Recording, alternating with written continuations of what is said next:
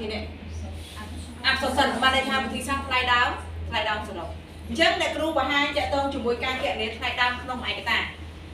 នៅក្នុងការគណនាថ្លៃដើមក្នុងឯកតាតាមវិធីសាស្ត្រអក្សរសិនរូបមន្តរបស់យើងត្រូវចាំរូបមន្តអញ្ចឹងរូបមន្តគឺយើងត្រូវយក direct material បន្តទៅតាមផ្ទាល់បូក direct labor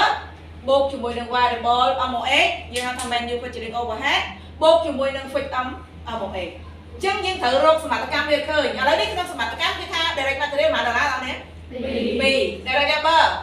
1 variable MOX 1 fixed គេអត់ប្រាប់យើងទេត្រូវឯកន្លែងហ្នឹងគឺយើងរកតែធ្វើម៉េចដើម្បីឃើញ fixed មើលយើងមានរូបមន្តរបស់យើងណាអញ្ចឹងដើម្បីរក fixed cost per unit យើងមានរូបមន្តអីគេ fixed cost per unit ស្អីគេ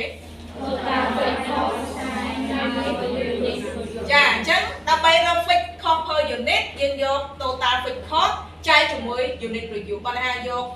ចំណាយ fixed សរុបចែកជាមួយនឹងចំនួនឯកតាប្រចាំឆ្នាំដោយសមត្ថកម្មគេប្រាប់យើងថាចំណាយ fixed សរុបប្រចាំឆ្នាំគឺ 30,000 ហើយចំនួនឯកតាដែលយើងផលិតបាន 6,000 អញ្ចឹងយើងចែកមកឃើញប៉ុន្មានដុល្លារណែ$5អញ្ចឹងបានយើងយកមកបំពេញកន្លែង fixed cost អញ្ចឹង fixed MOX per unit ស្មើនឹង$5ចុងក្រោយយើងបូកសរុបមក3 4នឹងបូកសរុបចូលគ្នា DM DL variable MOX fixed MOX បូកចូលគ្នាមកយើងឃើញថ្លៃដើមបាន